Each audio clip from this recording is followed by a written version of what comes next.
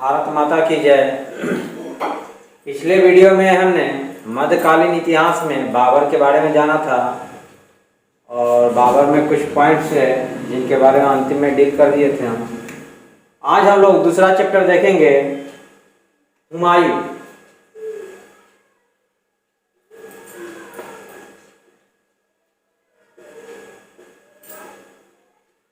अब क्वेश्चन आता है, बाबर ने अपने साम्राज्य का विस्तार तो बहुत अच्छा नहीं किया था, लेकिन हुमायूं ने भी बहुत अच्छा नहीं कर पाया। बाबर के कुल कितने बेटे थे? 4 बेटे थे, हुमायूं, कमरान, अस्करी और हिंदाल, और एक बेटी थी गुलबदन बेगम। इसके बारे में हमने बाबर जो चैप्टर पढ़ाया था उसमें चर्चा किया था। हुमायूं का जो शासन काल था, सबसे पहले यह जाने हुमायूं का शासनकाल जो था वह 2 बार आगरा की गद्दी पर बैठा। किस गद्दी पर बैठा? आगरा की गद्दी पर वह 2 बार बैठा। तो क्वेश्चन आता, मुगल काल का वह कौन ऐसा शासक है जिसने जो 2 बार आगरा की गद्दी पर बैठा? तो था हुमायूं। 1530 से लेकर के 40 ईस्वी तक प्रथम बार, और 1555 से 56 ईस्वी तक द्वितीय बार। यानी 2 बार मुगल काल की स्थापना किसने की थी? हुमायूं ने की थी। हुमायूं का जो जन्म हुआ था वह 6 मार्च 1508 ईस्वी को काबुल में हुआ था। कहां हुआ था? काबुल में हुआ था। काबुल कहां है? अफगानिस्तान में। काबुल में हुआ था। अब क्वेश्चन आएगा, हुमायूं का अर्थ क्या होता है? हुमायूं का अर्थ होता है सौभाग्यशाली। लेकिन इसका अर्थ तो सौभाग्यशाली है, लेकिन यह दुर्भाग्यशाली इंसान था। ठीक है, यह जीवन भर अपने जीवन में कभी सुख नहीं मिला। इसे क्या है? कभी सुख नहीं मिला, हमेशा कष्ट ही कष्ट मिला। इतिहासकारों ने, लेनपुल ने कहा कि लड़खड़ाते हुए जीवन को जिया और लड़खड़ाते हुए ही यह मर गया।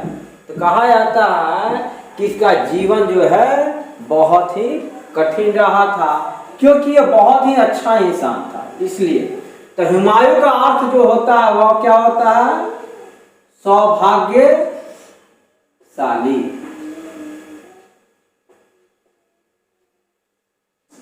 हुमायूं का पूरा नाम, यह भी क्वेश्चन आता है, इसका पूरा नाम नासिरुद्दीन मोहम्मद हुमायूं। नासिरुद्दीन मोहम्मद हुमायूं। क्वेश्चन आएगा, हुमायूं का पूरा नाम क्या है? नासिरुद्दीन मोहम्मद हुमायूं।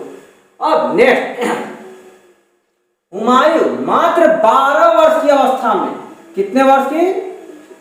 12 वर्ष की अवस्था में, यानी 12 वर्ष का यह हो चुका था। 12 वर्ष के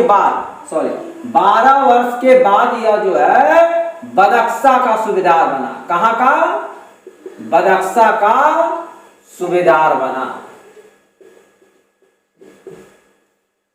यानी 1520 ईस्वी में यह कहां का सूबेदार बना? बदख्शा का सूबेदार बना। अब क्वेश्चन आ जाएगा, कितने वर्ष की अवस्था में? तब जब अवस्था पहुंच जाएगा तो यहां पर कितना हो जाएगा? 13 वर्ष हो जाएगा। लेकिन कितने वर्ष के बाद बना? तो 12 वर्ष के बाद जो है बदख्शा का सूबेदार बना। इन 2 चीज पॉइंट पे आप लोग ध्यान देंगे। बहुत सारे बुक में वर्ष और अवस्था दोनों दी रहती है, तो कभी 13 वर्ष दे देता है, कभी 12 वर्ष देता है। तो इस सब चीज को कैलकुलेट कर सकते हैं जन्म के आधार पर, आप लोग खुद कर सकते हैं। जब 6 मार्च 1508 को जन्म हुआ था, तो आप सोच सकते हैं क्या अवस्था होगी? तो 13 वर्ष की अवस्था में, यानी अभी के समय में। नेक्स्ट चीज जानेंगे हुमायूं के बारे में। हुमायूं सबसे ज्यादा ज्योतिष में विश्वास रखता। मुगल काल में, पूरे मुगल काल में, यानी मुगल वंश में सबसे ज्यादा ज्योतिष में विश्वास रखने वाला यह पहला ऐसा शासक था। अब ज्योतिष में तो विश्वास रखता ही था, इसके अलावा यह 7 दिन में 7 रंग के कपड़े पहना करता था। यानी सप्ताह के 7 दिन में, सप्ताह के 7 दिन में 7 रंग के कपड़े पहनता था। अब इसमें भी मुख्य था, शनिवार को वह काला कपड़ा निश्चित रूप से पहना करता था। शनिवार काला कपड़ा ही पहनता था। सोमवार को वह सफेद कपड़ा ही पहनता था निश्चित रूप से। यदि क्वेश्चन आ जाए शनिवार को वह कौन सा कपड़ा पहनता था, काला रंग का, सोमवार को सफेद का, ऐसे रविवार का भी, रविवार को पीला रंग का कपड़ा पहनता था, लिख देते हैं। तो इस तरह से 7 रंग के कपड़े जो है सप्ताह के 7 दिन वह पहना करता था। किसके अनुसार? ज्योतिष के अनुसार। किसके अनुसार? ज्योतिष के अनुसार। अब इसके बारे में एक चीज और जान जाएंगे हम लोग। हुमायूं के पिता जो थे वह कौन थे? हुमायूं के जो पिता थे वह कौन थे? वह थे बाबर। और इसकी मां जो थी महामनगा थी, माहम बेगम या महामनगा बेगम, माहम बेगम जो थी इसकी मां थी। तो क्वेश्चन आएगा हुमायूं के जो पिता थे वह कौन थे? बाबर थे। और हुमायूं की मां का नाम क्या था? माहम बेगम। दूसरी चीज यहां पर याद रखेंगे, बाबर की मृत्यु, बाबर की मृत्यु जो है वह कब हो जाती है? 26, इसके पिछले वाले वीडियो पढ़ा है, 26 दिसंबर 1530 ईस्वी को बाबर की क्या होती है? मृत्यु हो जाती है। लेकिन कहा जाता है हुमायूं की एक बहन थी गुलबदन बेगम। क्या थी? गुलबदन बेगम। गुलबदन बेगम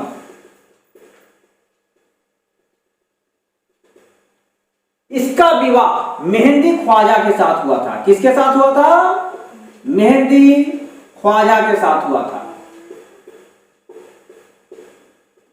और मेहंदी ख्वाजा चाहता था कि गद्दी पर हम बैठे। इसी कारण कहा जाता है यह षड्यंत्र रचने लगा। यह बात किसे पता चल गई? हुमायूं को पता चल गई। और इस षड्यंत्र मेहंदी ख्वाजा का षड्यंत्र क्या हुआ? खत्म हो गया। और इसमें 4 दिन लग गए। तो हुमायूं का क्वेश्चन आता है कि राज्याभिषेक कब हुआ? वह आगरा की गद्दी पर कब बैठा? तो बाबर ने क्या किया था? अपना उत्तराधिकारी घोषित कर दिया था हुमायूं को। और बाबर ने यह कहा था हम तुम्हें उत्तराधिकार घोषित करते हैं और अपने साम्राज्य का जो विस्तार है, जो किया गया है, उसको अपने भाइयों में बांट देना है। तो हुमायूं ने यह बात अपने पिता का माना और अपने भाइयों में साम्राज्य का बंटवारा किया था। यह सबसे बड़ा इसकी असफलता का कारण रहा। अब देखिए हुमायूं जो है आगरा की गद्दी पर 4 दिन के बाद बैठता है। यानी अपने पिता की मृत्यु के बाद 4 दिन बाद बैठता है। तो किसी किसी बुक में देखेंगे 29 दिसंबर 1530 दे दिया है। तो वहां पर आप लोग करेक्शन कर लेंगे। जब इसमें 26 में 4 जोड़ेंगे तो कितना आएगा? 30 आएगा। 30 दिसंबर 1530 ईस्वी को वह अपना राज्याभिषेक करवाया। कौन? हुमायूं जो है अपना राज्याभिषेक कब करवाया? 30 दिसंबर 1530 ईस्वी को राज्याभिषेक करवाया और आगरा की गद्दी पर बैठा। और कहां बैठा? आगरा की गद्दी पर बैठा। आप लोग इसका स्क्रीनशॉट लेंगे।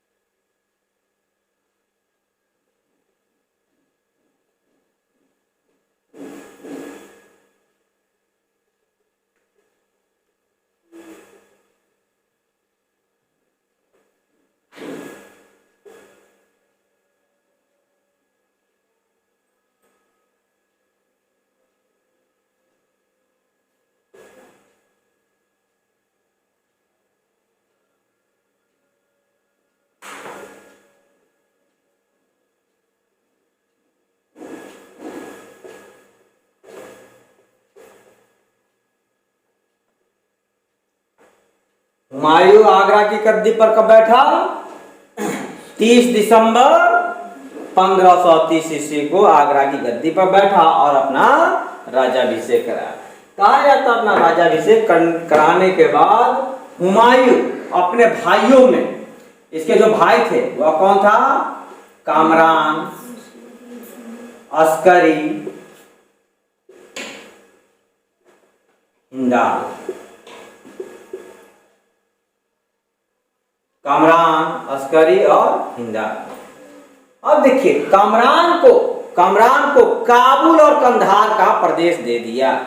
हुमायूं ने क्या किया? अपनी ईमानदारी से कामरान को काबुल और कंधार दे दिया। काबुल एवं कंधार का क्षेत्र किसे दे दिया? कामरान को दे दिया। अस्करी को संभल को दे दिया, संभल वाला क्षेत्र दे दिया। हिंदार को मेवाड़ एवं अलवर का क्षेत्र दे दिया। तो कहा जाता है इसकी असफलता का सबसे बड़ा कारण साम्राज्य का बंटवारा था। यानी साम्राज्य जो है तोड़फोड़ हो चुका था, एक तरह से टूट फूट गया था, कमजोर पड़ चुका था। लेकिन हुमायूं की सैनिक शक्ति काफी ज्यादा मजबूत थी, क्योंकि अपने पिता के साथ पानीपत के युद्ध में, खानवा के युद्ध में, चंदेरी के युद्ध में, घाघरा के युद्ध में, इन सब युद्धों में यह काफी अच्छे ढंग से लड़ा था। इसकी सैनिक शक्ति काफी अच्छी थी। लेकिन साम्राज्य के विस्तार के बारे में कहा जाता है यह काफी ज्यादा कमजोर था। अपने साम्राज्य का विस्तार कैसे करना चाहिए वह यह नहीं कर पाया। नेक्स्ट जानेंगे इसके बारे में, यहां तक देख लें। हाँ, इसका एक चचेरा भाई था सुलेमान मिर्जा। इसको बदख्शा का प्रदेश दे दिया। तो सोच सकते हैं कि यह कितना ईमानदार था। काबुल कंधार कामरान को दे दिया, अस्करी को संभल दे दिया, हिंदाल को मेवाड़ अलवर दे दिया, और एक चचेरा भाई था सुलेमान मिर्जा, उसको क्या किया? बदख्शा का क्षेत्र दे दिया। जबकि ये सब क्या थे? ये सब षड्यंत्र कर रहे थे हुमायूं के साथ। फिर भी इसने क्या किया? ये सब क्षेत्र सब इनको दे दिया। अब देखिए हुमायूं चाहता था अब क्या? अपने साम्राज्य का विस्तार करना। उधर गुलबदन बेगम, जिसका पति क्या था? मेहंदी ख्वाजा, वह भी षड्यंत्र रच रहा था। तो कहा था हुमायूं जो है षड्यंत्र के बीच तो घिरा हुआ था, लेकिन अपने साम्राज्य का विस्तार करने के लिए 1531 ईस्वी में सर्वप्रथम कालिंजर पर आक्रमण शुरू किया। कहां पर? तो क्वेश्चन आता है हुमायूं के द्वारा लड़ा गया पहला अभियान कहां पर था? तो वह कहां था? कालिंजर पर। अब देखेंगे वहां पर, इसको भी ढंग से पढ़ेंगे। देवर किसका नहीं होता है? हर किसी का देवर होता है। किसी का कड़िया देवर होता है, किसी का गोर देवर होता है। तो हमने एक ट्रिक बना दिया। और देवर सब भौजी के लिए बड़ा क्या होता है? चौकस होता है। तो हमने ट्रिक बनाया काला देवर चौकस बा। हमने ट्रिक क्या बनाया? काला देवर चौकस बा। अब देखिए का से कालिंजर का युद्ध तुरंत याद हो जाएगा।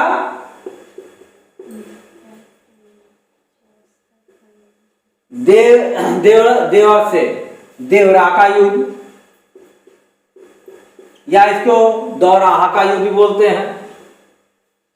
चौ से चौसा का युद्ध, क से कन्नौज का युद्ध, स से सरहिंद का युद्ध,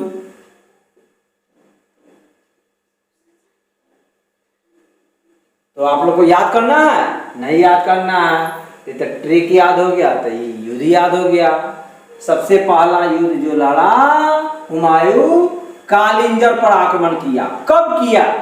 तो 1530 ईस्वी में तो यह क्या हुआ, आगरा की गद्दी पर बैठा, और 1531 ईस्वी में यह कालिंजर पर आक्रमण करने चला गया। कालिंजर में उस समय शासक जो था वह कौन था? प्रताप रुद्रदेव। कौन था? प्रताप रुद्रदेव। हुमायूं ने क्या किया? अपनी विशाल सेना के साथ कालिंजर के किले को घेर लिया। चारों ओर से क्या किया? कालिंजर के किले को घेर लिया। और घेरने का प्रताप रुद्रदेव ने क्या किया? एक संधि किया। किसके साथ? हुमायूं के साथ। और धन दौलत का संधि किया, यानी धन दौलत हम दे देते हैं, आप यह युद्ध को समाप्त कर दीजिए। लेकिन हुमायूं काया था, यह बहुत ही काया था, यह उस समय शायद युद्ध कर लेता तो दोबारा जो है यह युद्ध की नीति नहीं आ पाती, दूसरा युद्ध नहीं हो पाता। इस समय इसने क्या किया? धन दौलत कुछ लेकर के और संधि करते हुए क्या किया? वापस लौट गया। दूसरा युद्ध देवराहा, देवरा या दौराहा का युद्ध कहते हैं, ठीक है। तो देवरा का युद्ध हुआ, यह 1532 ईस्वी में हुआ। कब हुआ? देखते जाएंगे। 1531, 1532 ईस्वी में हुआ। तो कहा जाता है यह अफगानों के साथ हुआ था। यह कहाँ हुआ था? अफगानों के साथ हुआ था। तो अफगान शासक उस समय था महमूद लोदी, उसके साथ हुआ। यहां भी गया और यह क्या हुआ? एक संधि के तहत यह भी समाप्त कर दिया गया। तो हुमायूं जो है दोनों पर जीत हासिल किया, लेकिन बाद में क्या हुआ? संधि के तहत इसे छोड़ दिया गया। फिर कहा जाता है देवरा के युद्ध के बाद तुरंत जो है एक चुनारगढ़ का युद्ध हुआ। चुनारगढ़ पर आक्रमण किया। किस पर किया? चुनारगढ़ पर आक्रमण किया था 1538 ईस्वी में, और चुनारगढ़ को पूरी तरह से जीत लिया। चुनारगढ़ को क्या किया? इस बार उसने छोड़ा नहीं। चुनारगढ़ को इसने क्या किया? हुमायूं ने जीत लिया। और चुनारगढ़ को जीतने के बाद यह बंगाल की ओर प्रस्थान कर गया। कहां प्रस्थान कर गया? बंगाल की ओर प्रस्थान कर गया। इधर कहा जाता जो चुनारगढ़ का शासक था शेरशाह, वह तुरंत क्या किया? घेरा डाल दिया। चौसा के पास घेरा डाल दिया। किसने? शेर खान ने। तो शेर खान जब हुमायूं जब बंगाल से लौट रहा था तो चौसा का युद्ध जो है 1539 ईस्वी में शुरू हो गया। तो यहां से नेक्स्ट वीडियो में मिलते हैं। धन्यवाद।